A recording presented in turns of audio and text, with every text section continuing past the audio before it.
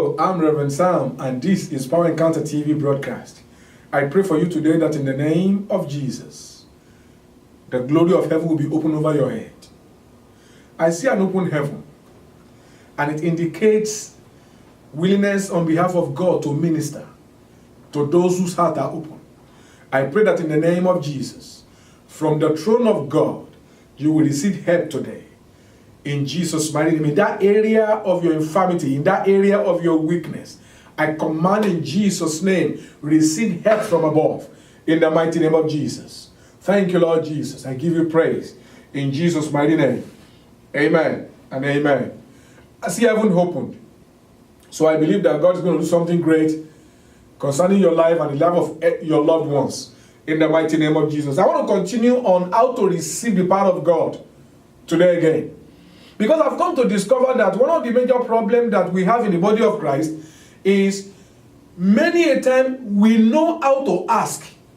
We can fast, we can pray, many can go to the mountain, many can stay indoor, many can even stay indoor, they will not see the sun, all because we are making effort to ask from God what we desire for Him to do for us. But you see, the other side of it, which is more important, is where we are not skilled, and that is how to receive. Only a few people receive from God what they have requested from God. And the problem is not on God's side, because Jesus said, ask and you shall receive. Then he said, seek and you shall find. And he said, knock and the door shall be opened unto you. He said, because to everyone that asks, they receive. To those who seek, they shall find, and to those that knock, the door shall be opened unto them. He said, those of you who are fathers, how many of you, your children ask you for egg and you give them stone? How many of you, your children ask for fish and you give them serpent? He said, if you men that are evil-minded know how to give good gift to your children, how much more will the good Heavenly Father give good gift to those who ask Him? So, the problem is not God giving to us our desire. The problem is we receiving what God has already given to us. And that's why I felt in my heart that for some weeks I should just work on how you can receive the power of God. Because when the power of God comes upon the life of a person, definitely a miracle will be born. I want us to read from the book of Luke chapter 5. I'm going to start from verse 17. Let's look at the story of a particular man who was so sick that his friends brought him. Now let's see what happened. And let's see the limitation that many of us have. It came to pass on a certain day that as he was teaching there, that there were Pharisees and doctors of the law sitting by, which were come out of every town of Galilee and Judea and Jerusalem. And the power of the Lord was present to heal them. I want us to note that phrase. Jesus was having a teaching service. Doctors of the law, Pharisees were there. I guess it must have been a special program. Maybe it's his own kind of all believers conference, or different people were there. And the Bible says, and the power of the Lord was present to heal. That means everyone that is sick in that meeting, they have the right to be healed. Let's go ahead. And behold, men brought in a bed a man which was taken with palsy, and they sought means to bring him in, and to lay him before Jesus. And when they could not find by what way they might bring him in because of the multitude, they went upon the housetop and let him down through the tiling with his coach into the midst before Jesus.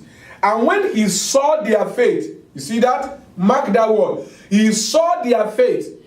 He said unto the man that is sick of the palsy, your sins are forgiven you. And the scribe and the Pharisees began to reason, saying within themselves, this man speaks blasphemy. Who can forgive sin except God alone? But when Jesus perceived their thought, he answering said unto them, what reason ye in your heart? Whether it's easier to say, your sins are forgiven thee, or to say, rise up and walk. But that you may know that the Son of Man has power upon the heart to forgive sin. He said to the sick of the palsy, I say unto thee, arise, take up your bed, and go to your house. And immediately he rose up before them, and took up that whereon he lay, and departed to his whole house, glorifying God. And they were all amazed, and they glorified God, and were filled with fear, saying, we have seen strange things today. Now, this is the point. In this particular meeting, only this man was healed. Yet, the power of God was present to heal everyone that was sick. Of course, for his friends to have brought him to Jesus, that means the fame about Jesus' ministry must have gone everywhere. For his friends to have brought him to that place, there must have been some form of publicity that made people to know that Jesus was having that meeting, and that anyone that wants to hear the word of God or to be healed should come. And I believe also that because people know, they will have called their friends and family members who were sick, they brought them to that meeting. But only one man was healed. Why? Because everybody was present there. The power of God was present to heal, but not everybody took action that released the power of God into their life. You can just try to play the picture of what happened to this man. His friends brought him, and they could not find a way to enter into the auditorium. So they had to go, and I don't know how they get ladder or whatever. They had to climb through the roof and remove the tiling of the roof and lay the man down. That means they must have gone to buy rope, to lay the man down on four sides of his bed, and they lay him before Jesus. Now, that is the friend's faith, to make sure that this man, their friend, which they love so much, receive healing. That man that was sick, if you are sick, and you are sick of the palsy, and then your friend say, you know what, our friend, there's no way we can bring you before Jesus now. So what we're going to do is that we're going to take you to the roof of the house and try to drop you in the midst of the people in front of Jesus. If you are the sick person and you don't believe that Jesus can heal you, the man will say, I'm already crooked, I'm already sick. If you take me to the roof and I fall down, that means I'm going to die. You know what? Take me back home. The man would have said that, but he didn't object. That means the man also had faith. He had faith to be healed. And the third thing you've got to understand is that when Jesus said to the man, arise, take up your bed and go to your house, the Bible says, and the man arose. That may look like a simple statement, but for a man that was brought in a wheelchair by his friends, he must have been sick. He must have been paralyzed. The Bible said the man had paralysis. But Jesus said to him, rise up, take up your bed and walk. And because the power of God was present to him, this man obeyed what Jesus said, and instantly he discovered that his ankle and knee and everywhere received strength, and he was able to go home. And people were filled with fear. So if you're asking yourself the question, I don't know, I've been praying, I'm praying, I've not received answer to my prayer. The question I'm going to ask you is, number one, did you believe God answered the prayer when you prayed? Number two, what are the actions you are taking towards the prayer you have prayed?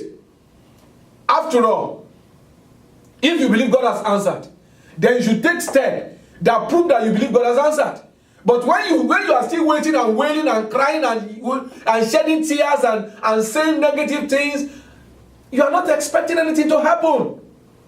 You have to be in that position of someone that is expecting to receive from the Lord. Like that man that Peter and John healed at the beautiful gate. The Bible says, the man began to look at Peter, expecting to receive. And when Peter said to him, listen, gold and silver I may not have, but I have the name of Jesus. In the name of Jesus Christ of Nazareth, rise up and walk.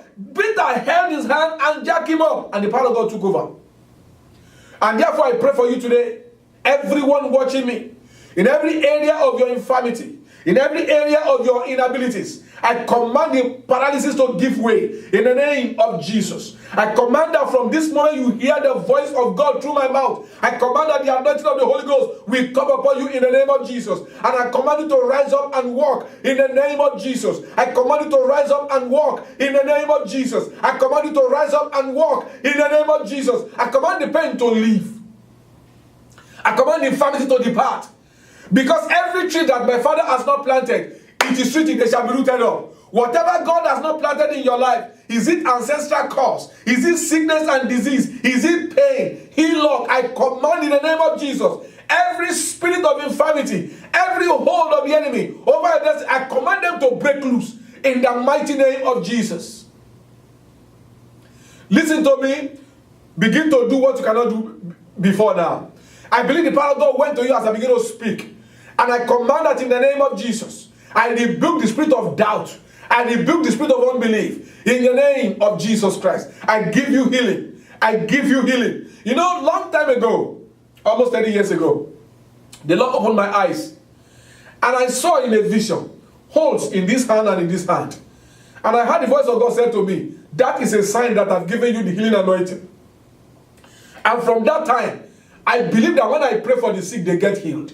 So I believe that as I have just prayed for you right now, I believe the power of God will just go into you and you are made whole. The infirmity is departed in the name of Jesus. Lift your legs, stretch your hand. Do what you can't do before. You will see the power of God take over and you will give God all the glory in the mighty name of Jesus Christ. This man did not know when he was leaving the house what's going to happen, but when he expressed his faith, a miracle took place. I believe also that a miracle has taken place in your life because you are not watching this telecast by chance. God has ordained it that you will hear my voice and that you will receive the anointing of God through my ministry. And I thank God because I believe all things are possible with God, and also I believe all things are possible in your life. Write us, let us know what God has done in your life. You see the email on the screen, you see the phone number on the screen. Send us text message, send us an email. We will make effort to reply you. And I want to also remember this and keep them in your phone. September 14, that is the second Friday of September. We are having another All Believers Conference. It's a program where we're going to trust God to have manifestations. I trust God that we're going to have more manifestation than we had the last one. And I trust God that you will be there. And I trust God that every infirmity or whatever pain that anybody bring to that meeting, I trust God that they will be healed as they open up their heart to receive. So mark it in your calendar. Set a reminder on your phone. Second Friday of September, September 14 by 7 p.m. The venue will be coming up later, but put it in your phone so that in case you don't have the venue yet, you can just write us and then we'll send you to your address to the program. And also we have the Revival Fire Prayer Network. It's predominantly a prayer meeting. We come together, we pray, we trust God for the anointing of the Holy Ghost and the fire of God to come upon us. That program is specifically meant for rekindling Refiner's Fire.